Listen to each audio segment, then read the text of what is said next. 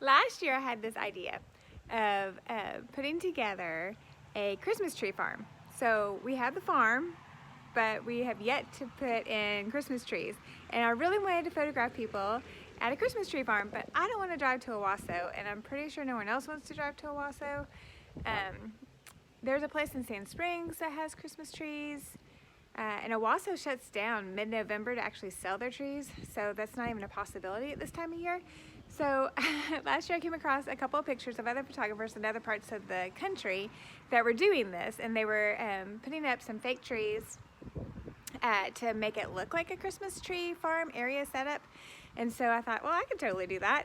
I'll just ask people for their old trees if they're getting rid of them after Christmas. So last January, I put out a post on my personal Facebook page and asked people if they were throwing away their trees, if I could have them. Well, people responded, and I have trees of all different sizes, some with lights, some not with lights, and my husband thought I was insane. In fact, we had a 2-car garage at the time, and half of it was full of Christmas trees. And then we ended up moving to the farm, and half the Uhaul was full of these old Christmas trees that no one wanted. So anyway, the time has come, and I've started putting them together. Have you ever put together anyone else's old Christmas tree? Like, it doesn't come with instructions or how to. And so I'm setting up the first one, and it's apparently really old. And it's like a post, and then each one of these is a separate branch. So you take these little things and you set them up, and they're all color coordinated, but I have zero idea on which color goes where. So we'll see how this turns out. And then I'll have some friends come over. Actually, I just asked the people who owned this tree if their family wants to come and test it out for me before I actually have y'all anywhere actually sign up for a Christmas tree shoot. So, but I thought it would be really fun. So that is my project of the day out at the farm, is to get all this set up. So anyway, I'll take you along as I get other boxes out. Some of them weigh 1,000,000 pounds. So as much as I don't want to have to ask Grant to help me because he has a million other things to do, I might have to get him to help me bring some of them out to the field. So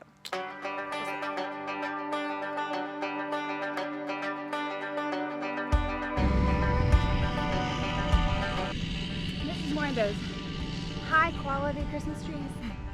I am sure it was expensive. It comes pre-strung with the Christmas lights and everything, but I think the lights quit working, so my breath. This really does just go to show you, like, if the lights quit working, people just toss their trees, and they're full of like metal, and I mean, it's really high quality from a distance. I don't think you'll be able to tell it's fake. I think the lights will just blend in. So I think it's gonna work for what we're using it for. But I bet there are a lot of these in the landfill for sure. This one is high quality and heavy.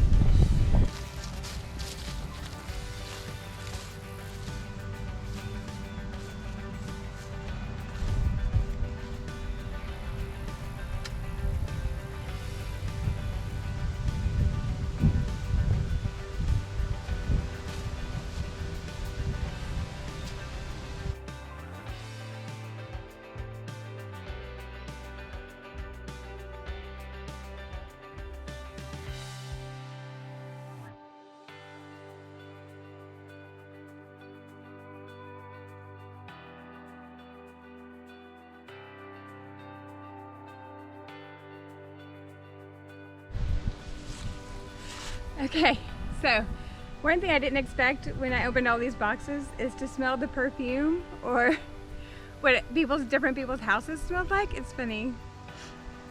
I don't know, I don't remember which tree came from which house, but I'm like, oh, they have a scent and they use at their house. Very perfuming. That and fake trees can cut you up, so I had to clean up a little cut with some bleeding on it, or some blood, and this tree while I was gone fell over, so I mean the ground is not level and any kind of wind is gonna blow them over, so I'm probably gonna have to have Grant stake them somehow or figure it out. Speaking of, the last tree I'm bringing, well, probably not the last one, but the big tree I'm bringing down is 9 feet tall, and comes in 4 pieces. I didn't know trees came in 4 pieces, but it comes in 4 pieces. And as I was walking down with the 3rd tree, I thought, okay, this is where I'm just stubborn. I kind of wanted it done today. I have a photo shoot out here tomorrow, and I thought this would be a fun thing to go ahead and just see what it looks like behind them, and just throw one in there for them and test out the tree thing. And I don't have a hitch on the van, or else I'd put the trailer on, put all the trees on the trailer, drive it down here. It would be so much faster and easier. And that is probably the way we'll clean up at the end of the season.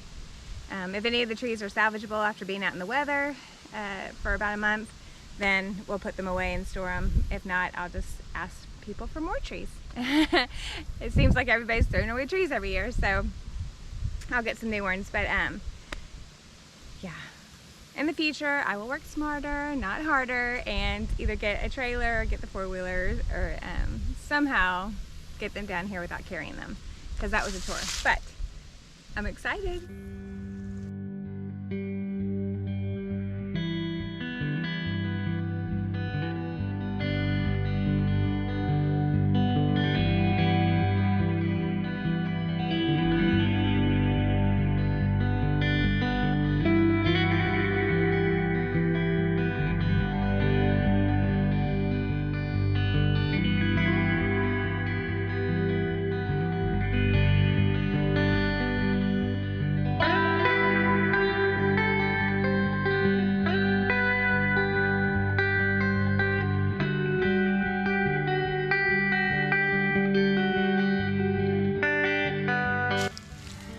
Fluffing the last tree.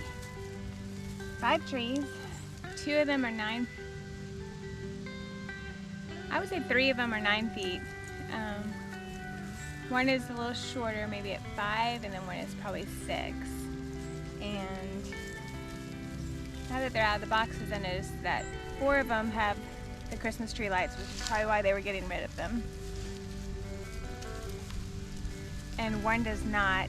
It's just it's little, but I think it's pretty sentimental.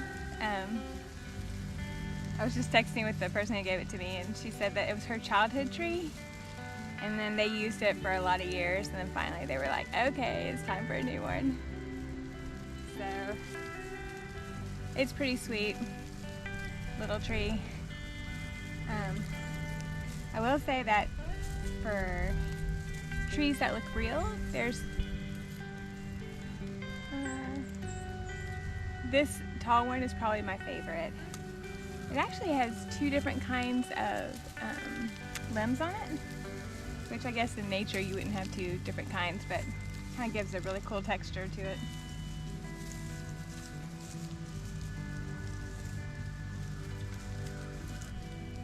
It has warmed up. It was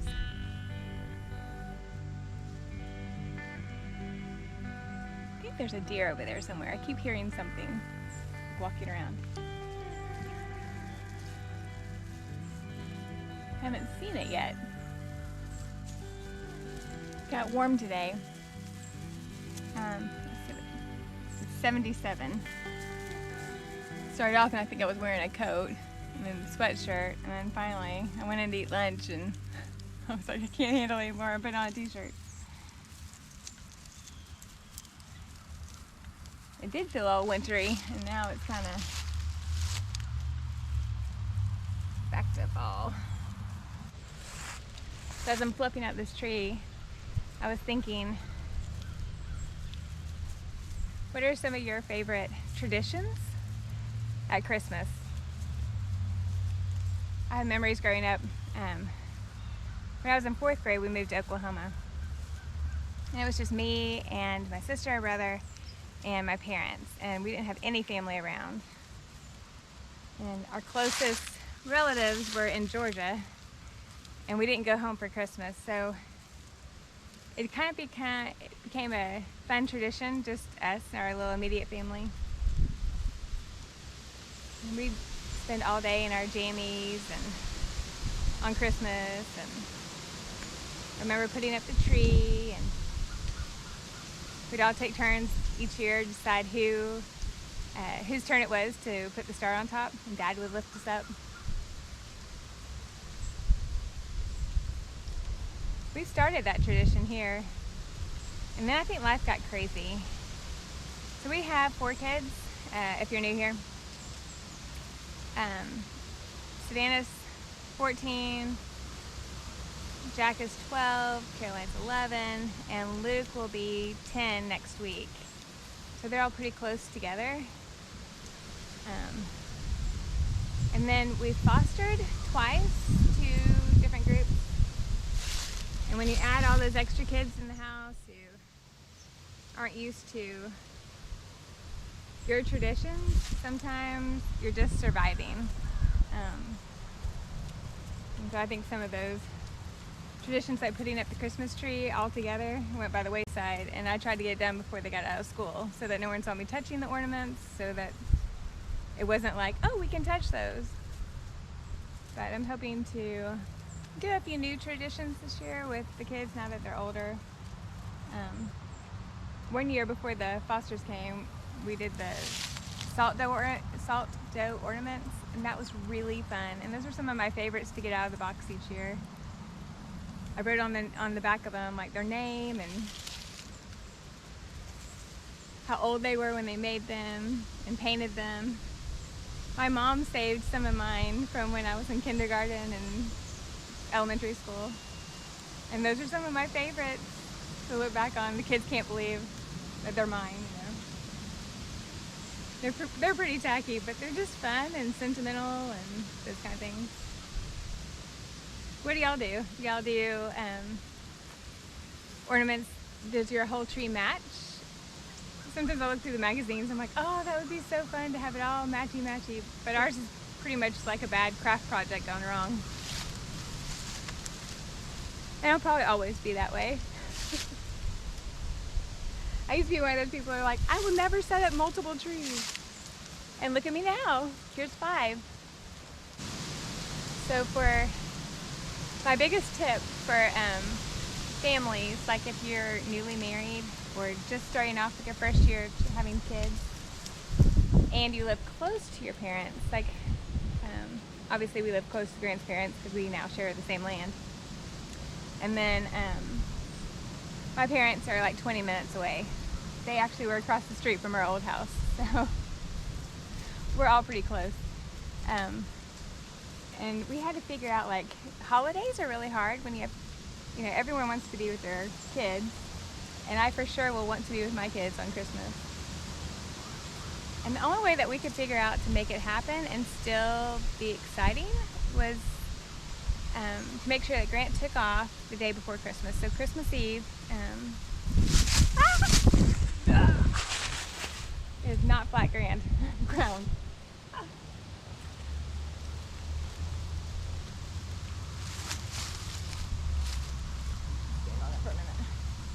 So Christmas Eve, he always takes off, and I have it on our calendar that it will say our Christmas. And so that's the day that we celebrate. We don't answer any phone calls, emails. We don't get on any social media until that afternoon. We make Christmas breakfast. We pretty much pretend it's the actual Christmas day and do everything that you would do if it was Christmas.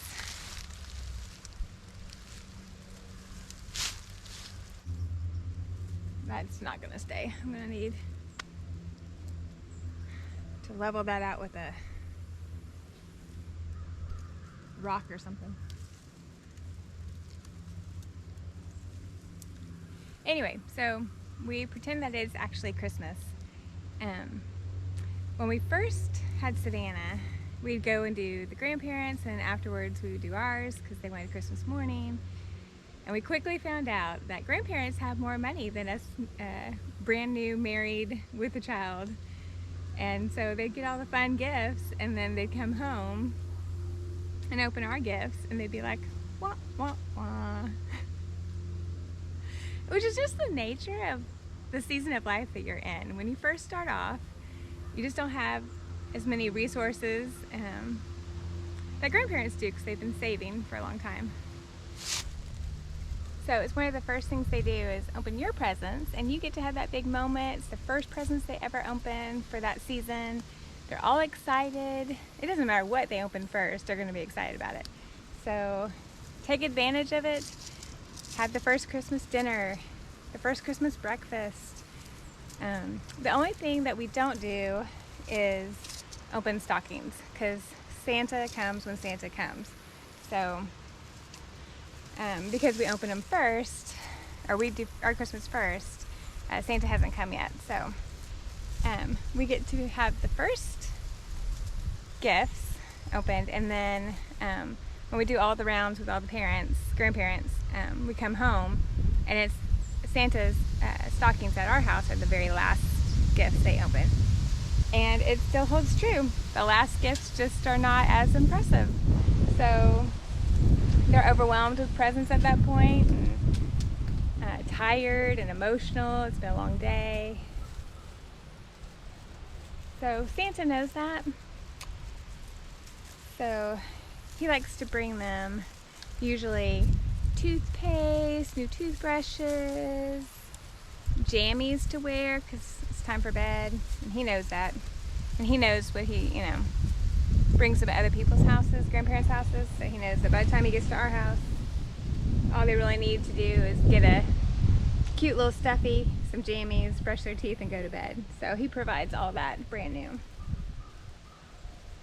And that is how we do Christmas at our house now. I'd love to hear how you do Christmas. Like, what are the little things that you've done and chosen to do to make yours special?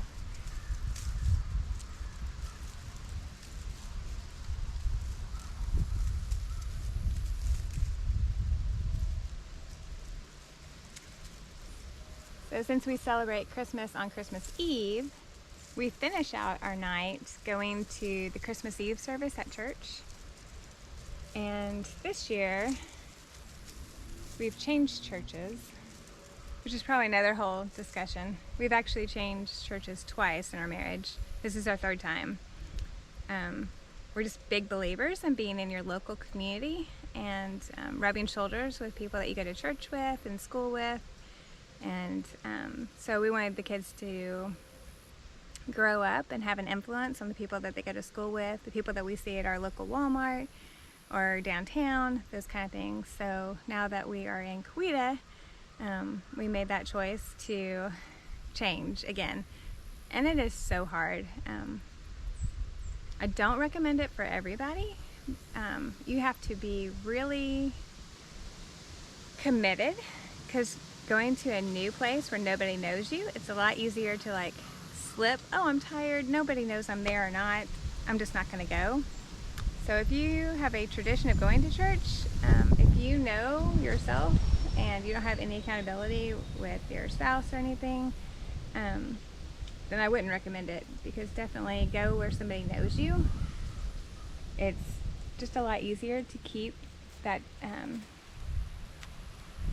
commitment to go, because it's important. It's important to be around other people that believe in God, and because the world is harsh and depressing, and Satan's always trying to trick you up here or there, or mainly in our mind with our thought life. And to have people to encourage you is just priceless. People that know you, that you can confide in. And so switching is really, really hard, because we're starting over. Our kids are starting over. Everybody's starting over. To have those special people in our life that we can share those things and receive encouragement back. But hopefully we're going to be a blessing to new families too. So I know that God will provide the right people in our lives when we need them.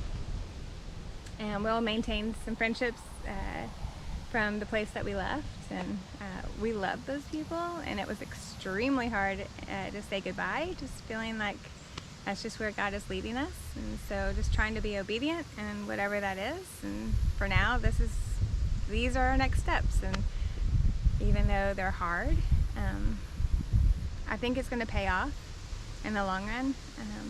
But most importantly, it's just important that our children fall in love with Jesus.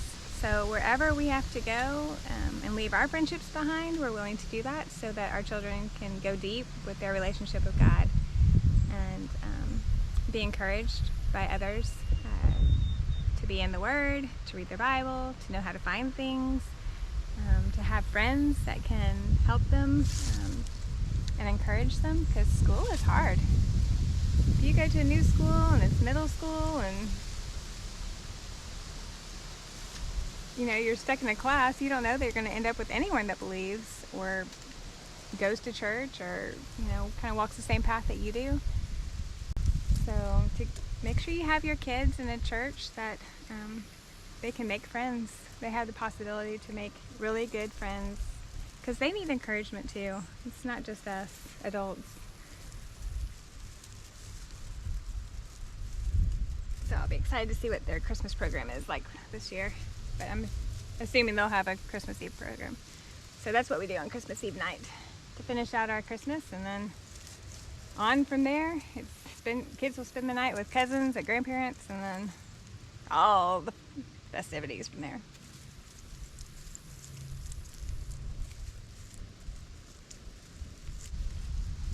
Well, this is coming along. It'll take me a little while to finish flocking this. Flocking? No. What's it called when you're separating the branches? That's not right. Anyway, it'll take me a while to finish whatever I'm doing. And then I'll have to show you what it turns out like. I think it's going to be really cute. Get someone out here to show it off. So anyway, well, thanks for hanging out with me today. I think we've mentioned that we're wanting to open a cut flower farm here on this property, and we had coaching last night and it went really, really well. Really enjoyed meeting our coaches and just kind of talking through future plans and how we can use this property and grow flowers and put beauty out into the world. I think one of the things that came out strongly is that we want a place of community. We want to invite the community here and know names and see children play and run through the flowers and through the fields, and have it be a photography location. I'm a photographer and have been doing it for 13 years, I guess, here in Tulsa. And so I want to create a spot not only that I can use, but others can use too. I want to be able to share that because there's not really anything in this local area. And so I want to be able to share that with others. And whether it be a photographer to come out with their camera, or just even families to come out with their iPhones, or iPhones take really good pictures nowadays. Sometimes I think my photography career might come to a close because they take really good pictures. So but families are welcome to come and do that as well, and we're gonna have to come up with a system so we know when people are here and those kind of things. But yeah, like a setup like this, I'm willing to share it with whoever wants to use it and can bring some joy to their lives. And pictures are important. I have photographed a few families not knowing that those would be the last family pictures that they would have of a complete family. One or the other parent went on to be with Jesus, and they're missing that parent in their life. And sometimes on holidays, birthdays, or around the time that they died, the kids will post the pictures I took of them and that parent, and man, it just crushes your heart. And I'm so thankful that they reached out and made a sacrifice to have those pictures taken. The families I'm thinking about, I don't think it was a regular thing that they did, and I'm just so thankful that they did that year, because now that they have those pictures to cherish for the rest of their lives, and they'll hold on to them because those were some of the last professional pictures that they had taken. And I try my best to do pictures with a child and a parent, one-on-one.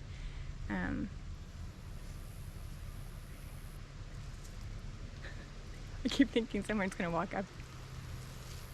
I really think it's an animal out in the woods. Anyway, but I try to take pictures of a kid with a parent one-on-one, because you just never know what the future holds.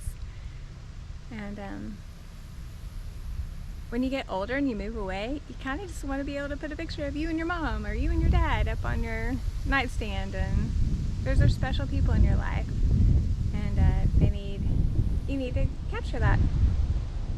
So anyway, my 2 cents. Alright, well, I think I'm gonna leave you here as I finish fluffing. That's the word I was looking for, fluffing the tree. And then I'll put out some pictures on here at the end of what it turned out like, because I think it's gonna be really cute. So hopefully you get to do something that you love with people that you love this week.